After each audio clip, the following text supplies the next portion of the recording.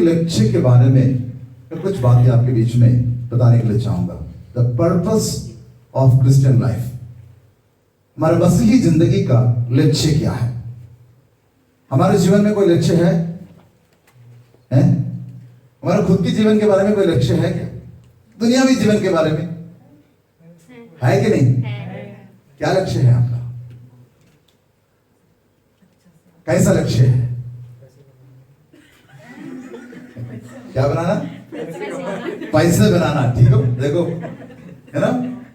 संसारिक जो लक्ष्य है पैसा बनाना है, और अच्छा घर हो, और अच्छा बिजनेस, अच्छी जॉब हो। ठीक है, अलग अलग लक्ष्य है हमारा। पेरेंट्स का लक्ष्य होता है, माता पिताओं का लक्ष्य होता है अपने बच्चों के बारे में। ठीक है ना? अपने बच्चे क्या बनना चाहते हैं हम शुरू से सोच लेते। बच्चे को प्री नर्सरी में दाखिल कराते हम, उस समय हम सोच लेते हैं कि +2 के बाद ये बच्चे कहां जाना है। सोचते कि नहीं सोचते हैं? सोचते हैं। और 8वीं क्लास 9वीं क्लास में पहुंचते हैं, एंट्रेंस, ठीक है ना, एक्स्ट्रा क्लासेस सब शुरू होता है। किस लिए? हमने एक सोचा हुआ अपने मन में, मेरे बच्चे को कहां पहुंचाना है। वहां तक पहुंचाने के लिए हम ये सब कुछ करते हैं। हर एक घर में जाओ, इवन मेरे घर में भी आ जाओ, हम भी चिल्लाते रहते हैं कि पढ़ो पढ़ो पढ़ो पढ़ो, है ना? और कुछ सुनने को नहीं मिलता। ठीक है ना? क्योंकि हमारे एक लक्ष्य है हमारे बच्चों के बारे में कि ये कहां पहुंचना चाहिए। डॉक्टर बनना है, इंजीनियर बनना है, पायलट बनना है, पुलिस ऑफिसर बनना है, मिलिट्री ऑफिसर बनना है। ठीक है, क्या बनाना है और क्या बनना है, हमारा खुद के जीवन में भी और हमारा भी अपने बच्चों के विषय में भी क्या होता है, एक लक्ष्य होता है। उसके लिए परिश्रम करता है। लेकिन मसीही जीवन में, आत्मिक जीवन में आपका कोई लक्ष्य है?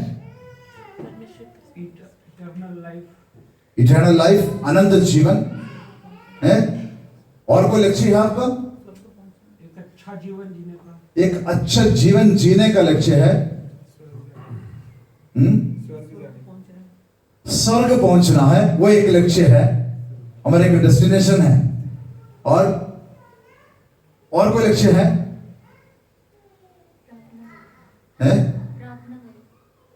प्रार्थना करना। अब कुछ भी बोल सकते हो ना, कुछ भी गलत नहीं है। ठीक है, यीशु मसीह के साथ जिंदगी बिताना वही अनंत जीवन है।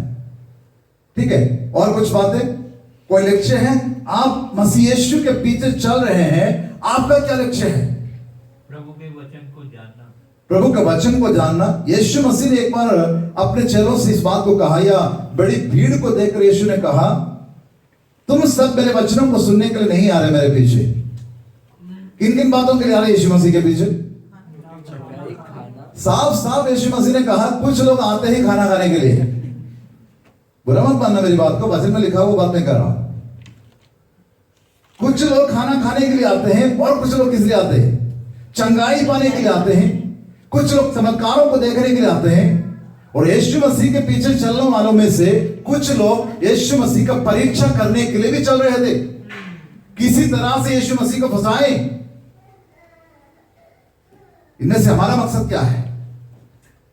यीशु मसीह के पीछे चलने का हमारा मकसद क्या है?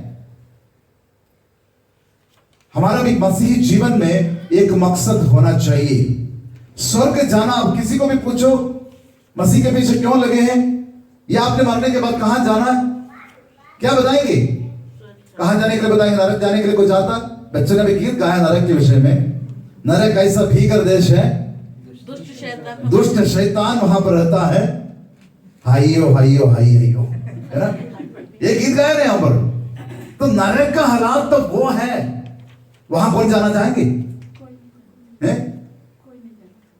कोई नहीं जाना चाहते, कोई नहीं जाना चाहते।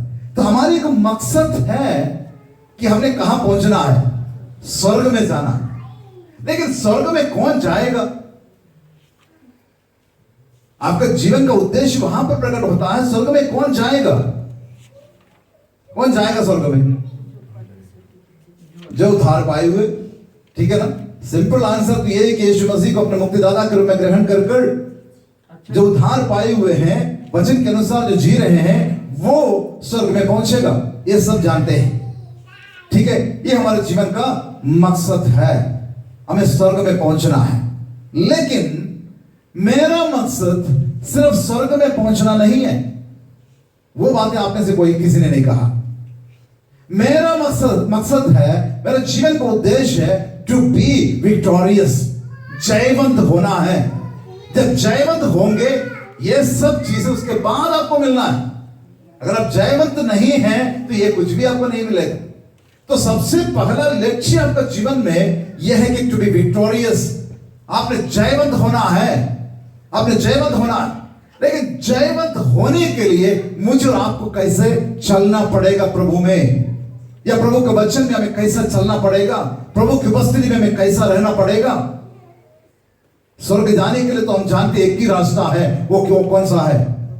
यीशु मसीह के द्वारा ही आप क्या कर सकते हैं? स्वर्ग जा सकते हैं। हम इस बात के ऊपर विश्वास नहीं करते कि सब एक है, रास्ता अलग अलग है। हम इस बात पर क्या नहीं करते हैं? विश्वास नहीं करते।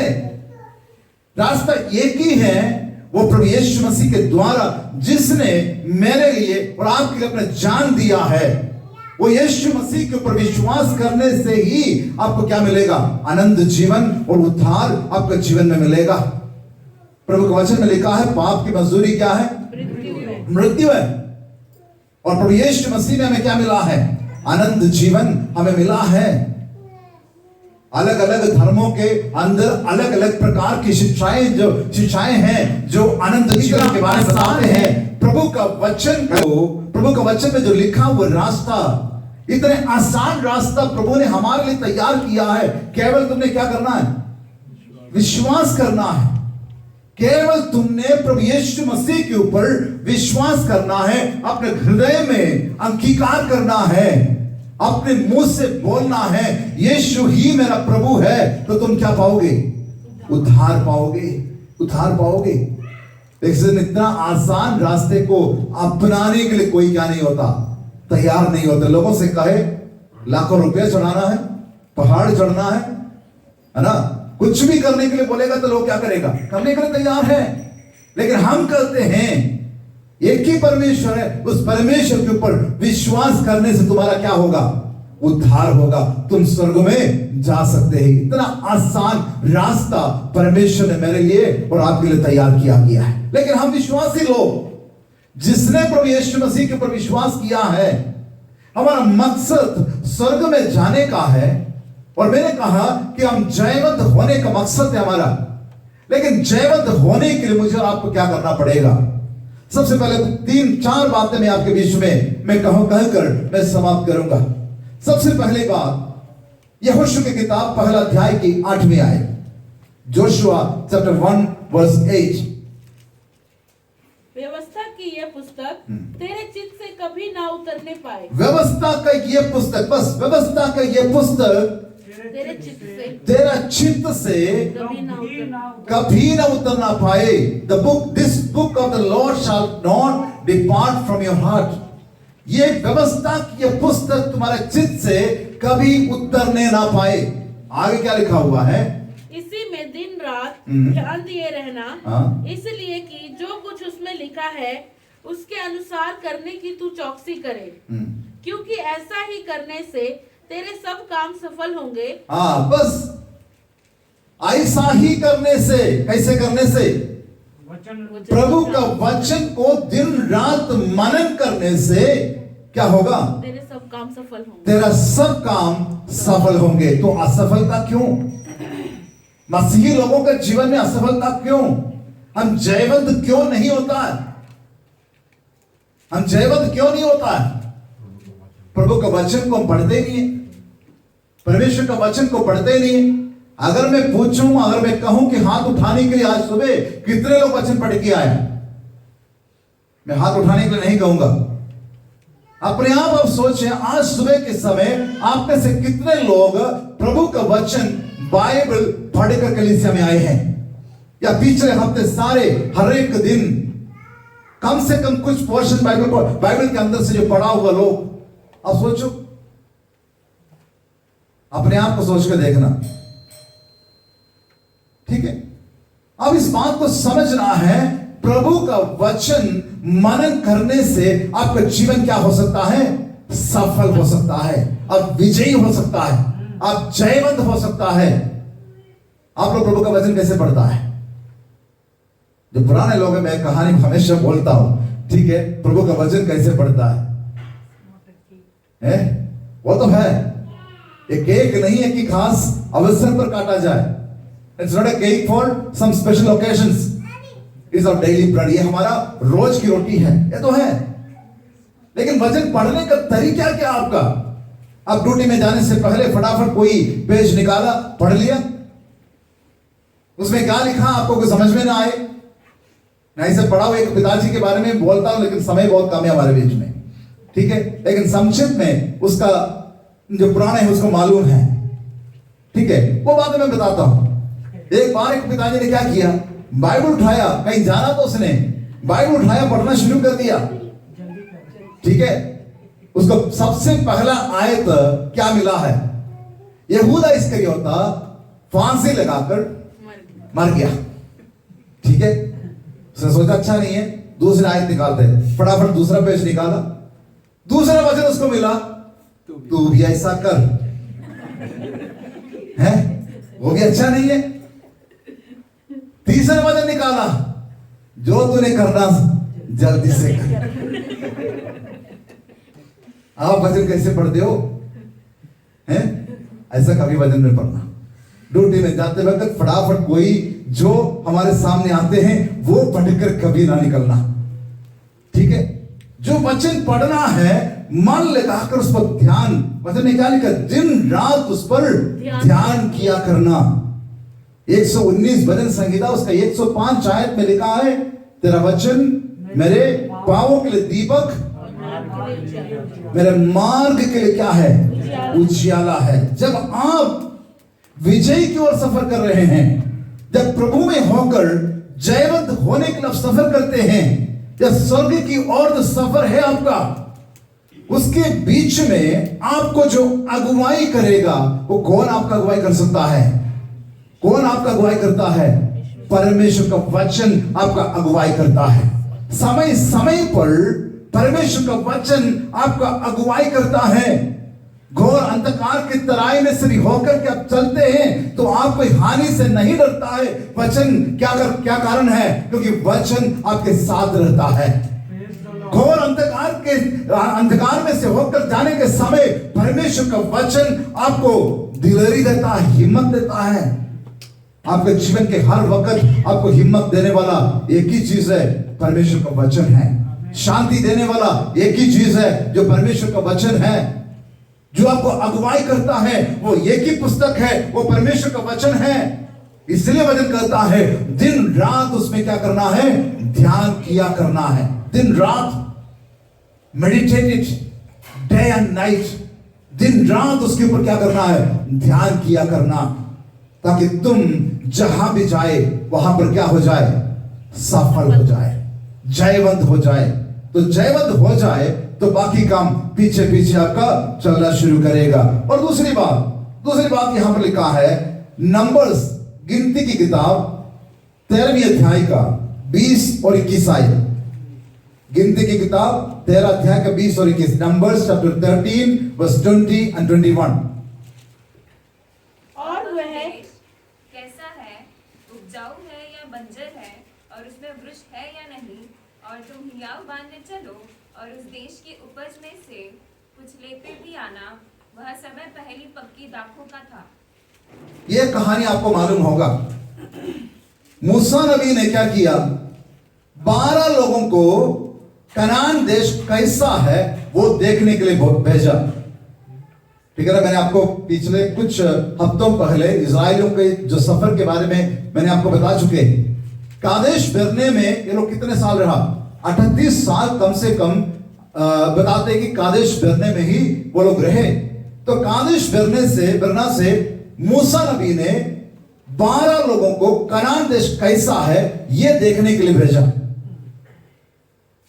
12 लोग जाकर यही बोला गया कि वहां पर देश कैसा है, उपजाऊ कैसा है, और वहां के लोग कैसा है, और वहां के फसल से कुछ लेते भी आना, ताकि हम देखें कि वो देश का मिट्टी कैसा है, देश अच्छा है या नहीं। ये सब कुछ देखकर आने के लिए कुछ लोगों को भेजा, 12 लोगों को भेजा, ठीक है। 12 लोगों को भेजा गया और जाकर 12 वापस आ गए। वापस आकर जो रिपोर्ट अगले अध्याय में, अगर 14 अध्याय में जाएंगे तो वो रिपोर्ट पूरा हम पढ़ सकते हैं। ये लोग वापस आकर क्या बोलते हैं, क्या बोलते हैं? वहां जा नहीं सकते, वहां हम नहीं जा सकते। 10 लोग, सारे नहीं बताया, 10 लोग उसमें से ऐसे आके बोला कि हम उस देश में क्या नहीं कर सकता, चढ़ाई नहीं कर सकता, उस देश को हम अपने कब्जे में नहीं कर पाएंगे। कारण क्या है? कारण क्या है? वहां के लोग इतना बड़े हैं, हम उनके सामने कैसे हैं? टिड्डियों के समान हैं, इतना छोटे हैं। दानव लोग वहां पर रहते हैं, अमाले के लोग वहां पर रहते हैं, अनाक की वंश के लोग वहां पर रहते हैं। हम उनके ऊपर चढ़ाई नहीं कर सकते। लेकिन उनमें से 2 लोग थे, वो कौन थे? यहोशू और कालेब। यहोशू और कालेब ने क्या कहा? हम निश्चय उस देश के ऊपर चढ़ाई कर सकते हैं। वहां पर दिखाने के लिए, उपजाऊ से दिखाने के लिए क्या लेके आया था? अंगूर का गुच्छा। कैसे लेके आया? अंगूर का गुच्छा कैसे लेके आया? 2 बंदे एक डंडे में एक अंगूर के गुच्छे को लटका कर लेके आया, ठीक है ना, जैसे सुअर को लेके जाते हैं। इतना भारी अंगूर के गुच्छे बुझाऊ कैसे ही वो दिखाने के लिए लेके आया। देश बहुत अच्छा है, बहुत अच्छा बुझाऊ है, लेकिन हम उस देश के ऊपर चढ़ाई नहीं कर सकते, क्योंकि वहां पर कौन रहता है? दानव लोग वहां पर रहते हैं। यहोशू और कालेब कहते हैं निश्चय हम उस देश के ऊपर चढ़ाई कर सकते हैं। यदि हम होते तो क्या करते हैं? यहां पर जो बात बताने के लिए चाहता हूं, पॉजिटिव थिंकिंग। सबसे पहला है, जो परमेश्वर का वचन हमें जयवंत होने के लिए मदद करता है, जो हमारे लक्ष्य में पहुंचने के लिए हमारी सहायता करता है। दूसरी बात, पॉजिटिव थिंकिंग, सकारात्मक सोच। हम होते तो क्या करते? हम लोग मेजोरिटी के ऊपर जाते हैं, बहुमत के ऊपर जाते हैं। अगर 12 में से 10 करते कि हम नहीं जा सकते तो नहीं जा सकते, ठीक है ना। 2 लोग कहते कि हम जा सकते हैं, 10 कहते कि हम नहीं जा सकते, तो हम होते तो कैसे डिसीजन लेते? बहुमत के ऊपर हम डिसीजन लेते, हम नहीं जाते। वो देश हमारे लिए नहीं है, परमेश्वर की इच्छा नहीं है, ठीक है ना। लेकिन 2 लोगों ने कहा, मूसा ने क्या कहा? हम जाएंगे, हम जाएंगे, हम वहां पर जाएंगे, चढ़ाई करेंगे, और क्या करेगा? उस देश को हम अपने कब्जे में हम कर सकते हैं। और अब उस बात को समझना है। आप पढ़िएगा उसका 13 का 20 और 21 आयत पढ़ना। इसलिए हाँ। वे चल दिए और सीन नामक जंगल से ले रहोब तक, जो हमात के मार्ग में है, सारे देश को देखभाल कर उसका भेद लिया। यहोशू का किताब, एक बार आयत पढ़ना आप। यहोशू की किताब 14 अध्याय की 11 और 12 आयत भी पढ़िएगा। Joshua chapter 14, 11 and 12। जितना बल मूसा के भेजने के दिन मुझ में था, उतना बल अभी तक मुझ में है। युद्ध करने या भीतर बाहर आने जाने के लिए जितनी उस समय मुझ में सामर्थ थी, उतनी ही अब भी है, उतनी भी अब भी मुझ में सामर्थ है। अब इस बात को देखना, मैं कर रहा हूं पॉजिटिव थिंकिंग। 10 लोग नकारात्मक बात करते हैं, नेगेटिव बातें करते हैं, लेकिन 2 लोग वहां पर कहते हैं कि हम जाकर चढ़ाई कर सकते हैं, जाकर उस देश को हम अपने कब्जे में कर सकते हैं। वे लोग जाकर के क्या किया? कब्जा कर लिया। कनान देश को हम आगे को यहोशू की किताब में जब आते हैं, उस देश को उसने क्या किया? कब्जा कर लिया। यरीहो की दीवारें, जो पिछले दिनों में हमने सुना, यरीहो की दीवारें, यरदन नदी, ये सब पार कर कर यरीहो के दीवारों को गिराकर कनान देश को इन लोगों ने अपने कब्जे में कर लिया है। यहां पर तो दूसरी बात हमने पढ़ा, यहोशू की किताब 14 अध्याय के बीच में देश का बंटवारा किया गया। यहोशू ने कहा कि फलाना गोत्र को फलाना जगह दिए जाए, तो देश का बंटवारा करते हुए एक व्यक्ति था जो कालेब के बारे में हमने सुना है अभी। कालेब ने यहोशू के पास आकर कहता है, क्या कहता है? हेब्रोन की पहाड़ क्या करे? मुझे दे दो, हेब्रोन की पहाड़ मुझे दो। और अभी कितने साल का हो गया वो कहता है जब हम कादेश बरने से चल दिए थे तब मेरा उम्र कितना था? 45 वर्ष का हो चुका था। अब मेरे पास, अब मैं कितने साल का हो चुका हूं? 85 वर्ष का हो चुका हूं। और 85 वर्ष का बुढ़ा कहता है हेब्रोन की पहाड़ मुझे दो।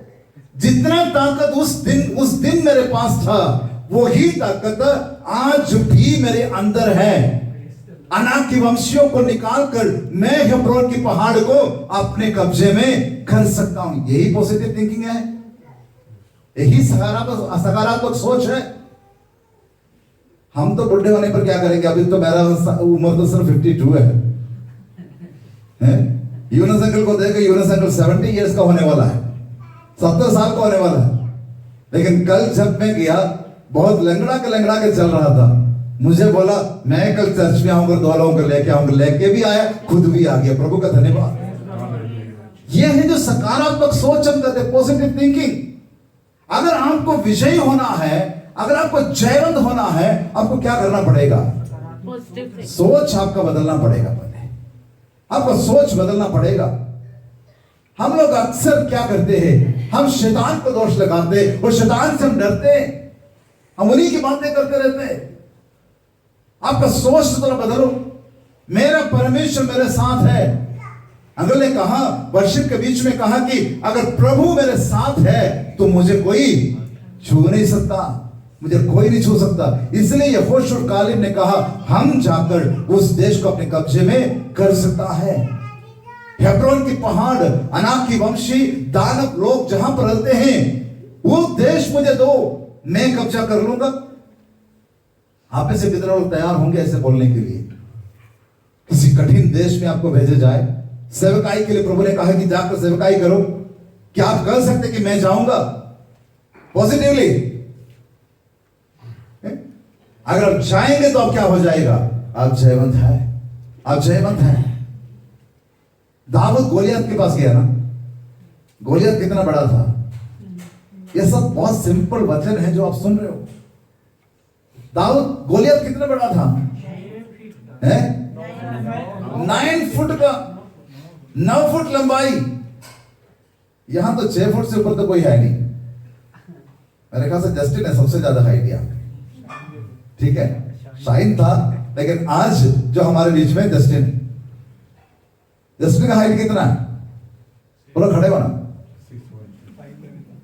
5'11", 6 लगा लो, ठीक है। अब जरा देखना, ये 6 फुट का है, इसके साथ 3 फुट और लगा लो, 9 फुट। आप देख लो ना, बंदे को देख लो, उसको देखकर आप अंदाजा लगाओ। हैं? ये कमरे का नॉर्मल कमरे का हाइट है, ठीक है।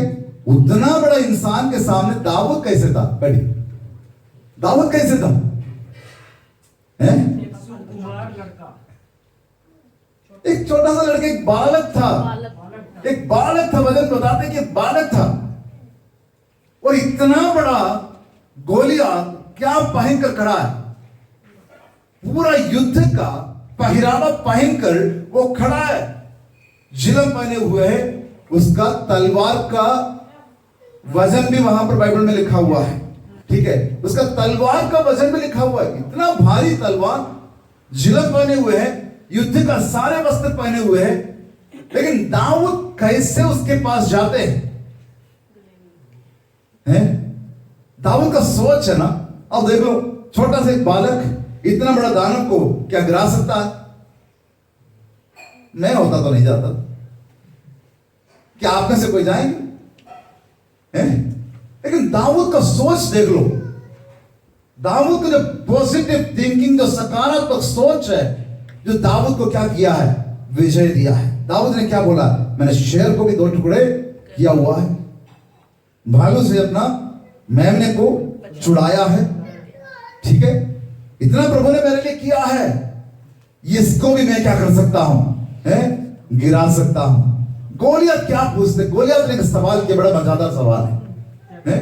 क्या सवाल किया है? तूने क्या मुझे कुत्ता समझ रखा है? हाँ, क्या तूने क्या समझा मेरे को? क्या कुत्ते को मारने आए हो? लाठी लेके, 2 पत्थर लेके? हैं? गोलियत का सवाल ये था। ठीक है, दाऊद ने क्या कहा, मैं परमेश्वर मैं यहोवा परमेश्वर के नाम से तेरे विरुद्ध आता हूं। मैं सेनाओं का यहोवा के नाम से तेरे पास मैं सेनाओं के यहोवा के नाम से तेरे विरुद्ध आता हूं। ये हमारा विजय, ठीक है ना? अगर ये नाम लेकर के आप जाए, ये सोच लेकर के आप जाए, तो आप क्या हो सकता है, विजयी हो सकता है, विजयी हो सकता है।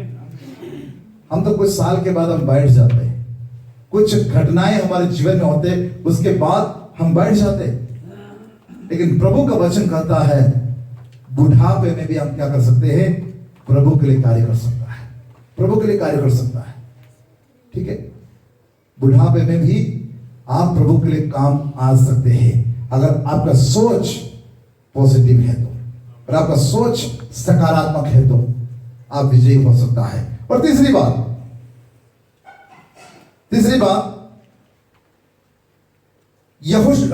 न्यायों की किताब, जजेस, न्यायों की किताब 7 अध्याय की 6 और 7, जजेस चैप्टर 7 वर्स 6 and 7।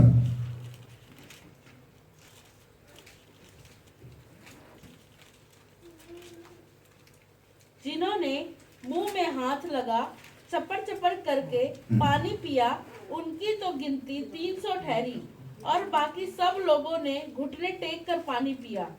तब यहोवा ने गिदोन से कहा, इन 300 चपड़ चपड़ करके पीने वाले के द्वारा मैं तुमको छुड़ाऊंगा और मिधानियों को तेरे हाथ में कर दूंगा, और अन्य सब लोग अपने अपने स्थान को लौट जाएं। ठीक है, ये कहानी आप में से कितने लोगों को मालूम है? बहुत कम लोगों को। इसका मतलब आप लोग वचन नहीं पढ़ता है।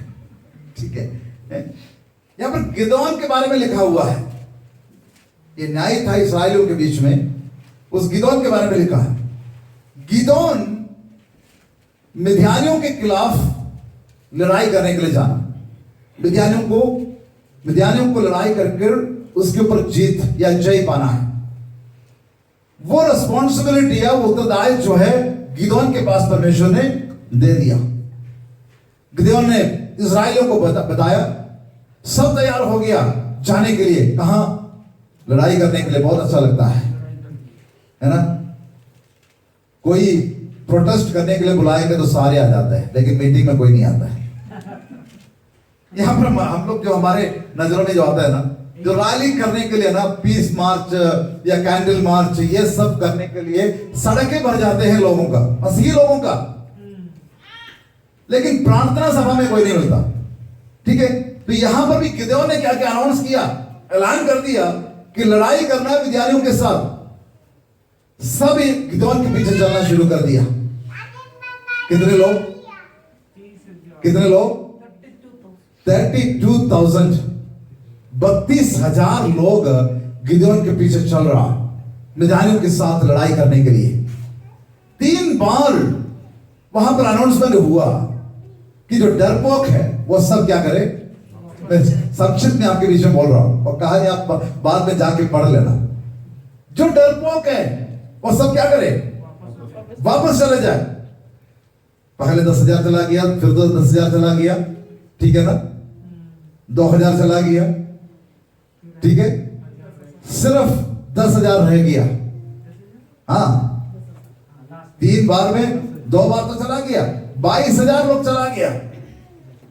उसके बाद 10,000 रह गया। प्रभु ने कहा यह भी ज्यादा है, यह भी ज्यादा है।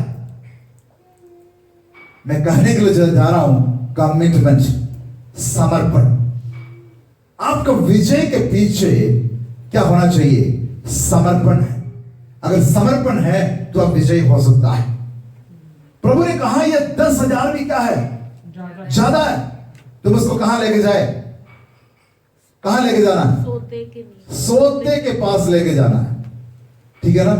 सोते के पास लेके जाना है और सबको बोलना क्या करे? पानी पियो, ठीक है? पानी पियो। और उनमें से गिदोन को परमेश्वर ने बताया किसको चुनना है, किसको चुनना है? जो पानी चपड़ कौन पीते हैं पानी चपड़ चपड़ के? कुत्ते पीते हैं ना? क्यों बोलने के लिए शर्माते हैं? तुम्हारे सामने ही, ठीक है ना? कुत्ते पीते हैं चपड़ चपड़ के पानी। तो प्रभु ने कहा जो चपड़ चपड़ के पानी पीते हैं उसको क्या करे? अलग करो, उसको अलग करो, बाकी सबको वापस भेज दो, ठीक है? कितने लोग थे? 300 लोग। क्या फर्क था जो चपड़ चपड़ के पानी पीना और घुटने में होकर पानी पीने में? क्या फर्क था? अपने हथियार नहीं थे। हाँ, चारों ओर देखिए, चारों ओर अलर्ट रहना। विजिलेंट। हाँ, तो घुटने में जो पानी पी रहा था वो कमजोर है, वो अपने सारे सामान पीछे से जो आएगा तो पता नहीं चलेगा। अपने सारा हथियार नीचे रख के अपने सारे हथियार को नीचे रख। मेन बात तो वही है, अपने सारे हथियार को क्या किया? नीचे रख दिया। अगर घुटने में होकर के पानी पीना है तो क्या करना पड़ेगा? सब कुछ नीचे रखना पड़ेगा और दोनों हाथ उनको इस्तेमाल करना पड़ता है पानी पीने के लिए। ऐसे पानी पिया तो क्या हो गया? प्रभु को नहीं चाहिए। प्रभु का हर एक लोगों के पास परमेश्वर क्या चाहते हैं? हथियार हमेशा उनके हाथ में रहे। आज आप में से कितनों के पास बाइबल है? कितनों के पास है? ठीक है, ये आपका हथियार है, ये आपका हथियार है। तो कमिटमेंट, समर्पण। प्रभु ने कहा जो कुत्ते की तरह चपड़ चपड़ कर जो पानी पीते हैं, जिसने अपने हथियार को नीचे ना रखा, जो चारों तरफ जैसे कहा गया विजिलेंट, जागरूक होकर जो पानी पिया, वो समर्पित है इस लड़ाई को करने के लिए, ये युद्ध को करने के लिए। उनको अलग करो और क्या करे? तुम मिद्यानियों के खिलाफ युद्ध करने के लिए चले जाओ। कितने लोग था? 300 लोग। सिर्फ 300। आए कितने थे? 32,000। 32,000 है। आया 32,000, चुना हुआ कितना? 300। क्या एक देश के खिलाफ लड़ाई करने के लिए इतना ही काफी है? हैं? अब सोचो, बहुत बड़ा विजय परमेश्वर ने उनको दिया। यदि हमारे अंदर समर्पण है प्रभु की सेवकाई के प्रति या परमेश्वर के ऊपर जो विश्वास के प्रति आपका जीवन में यदि समर्पण है तो क्या नहीं होगा? आप कभी अपने जीवन में हारेंगे नहीं, कभी भी नहीं हारेगा। हार नहीं मानेंगे आप कभी भी। हमें समर्पित होना है प्रभु के प्रति। मुझे और आपको समर्पित होने की जरूरत है। गिदोन के साथ जो 300 लोग थे उनकी तरह हम क्या करें?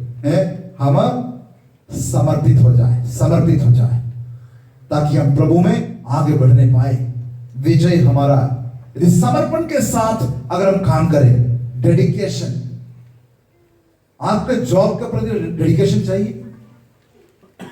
अगर आप अपने जॉब के प्रति डेडिकेटेड नहीं है या समर्पित नहीं है, क्या ऑफिस में आपको प्रमोशन मिलेगा? कभी भी नहीं मिलेगा। आपके जॉब के प्रति भी आपको क्या करना पड़ेगा? एक डेडिकेशन होना चाहिए।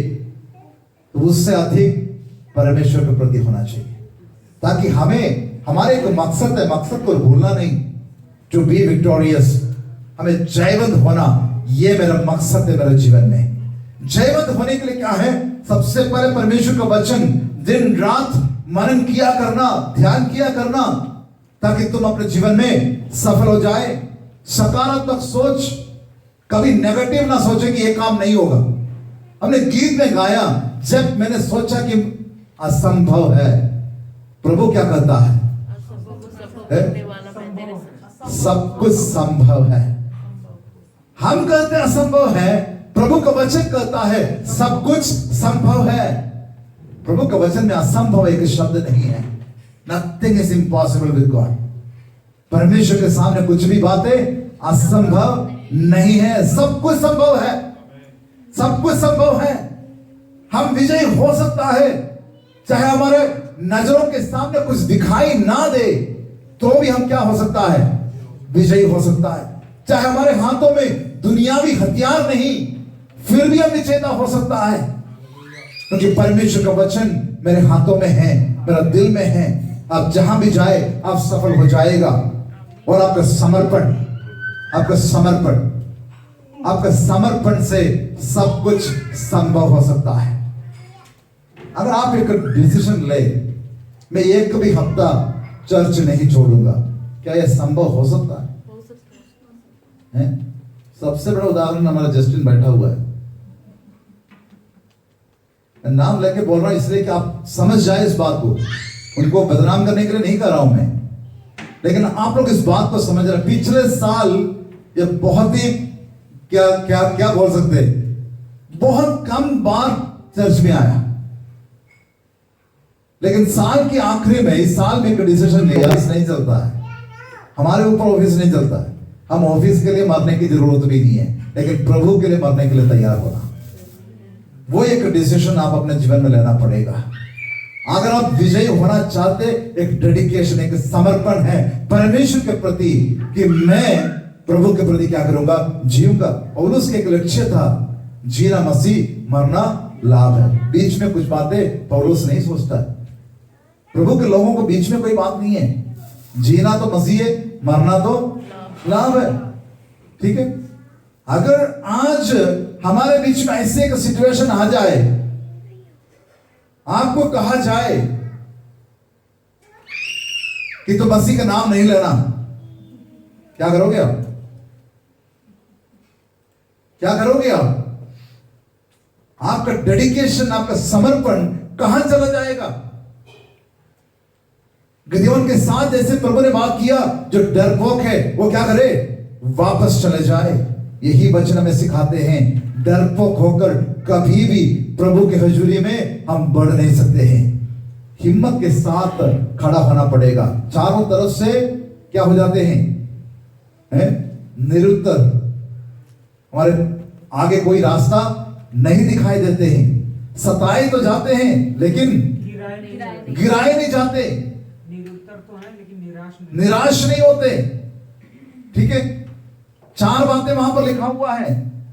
कैसे भी हालात हमारे जीवन में आ सकता है, लेकिन प्रभु के प्रति समर्पण है तो आप कभी भी नीचे क्या नहीं करेगा, गिरेगा नहीं।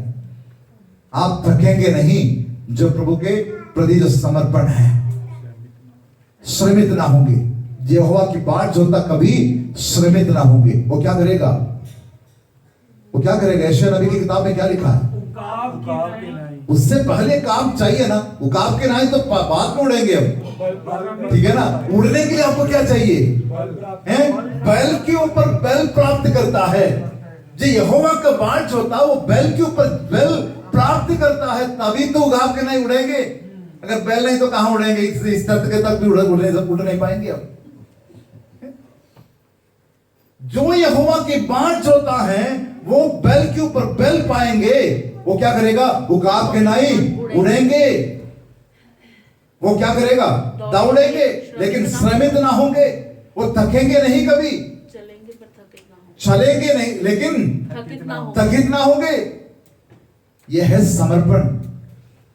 आपका गिरने का हालात भी आपको क्या करेगा? आपके जीवन में बल देगा। आपका बीमारी भी आपको क्या करेगा? बल देगा। आपके घर में एक मौत भी हो जाए, उसके द्वारा भी आपको क्या मिलेगा? परमेश्वर आपको बल देगा। कैसे भी हालात आ जाए, प्रभु आपको क्या करेगा? बल देता है। लास्ट बात मैं कहकर मैं समाप्त करूंगा। फोकस, हमारा ध्यान। विजय होने के लिए सबसे ज्यादा जरूरी क्या है? फोकस होना चाहिए, ध्यान केंद्रित होना चाहिए, ध्यान केंद्रित होना। इब्रानियों की पत्री 12 अध्याय की पहला और दूसरी आयत, Hebrews chapter 12 verse 1 and 2। इस कारण जबकि गवाहों का ऐसा बड़ा बादल हमको घेरे हुए है, तो आओ हर एक रोकने वाली वस्तु और उलझाने वाले पाप को दूर करके वह दौड़ जिसमें हमें दौड़ना है, धीरज से दौड़े। और विश्वास के कर्ता और सिद्ध करने वाले यीशु की ओर ताकते रहे, जिसने उस आनंद के लिए जो उसके आगे धरा था।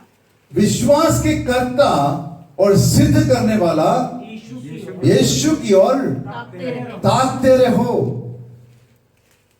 The author and the finisher of faith.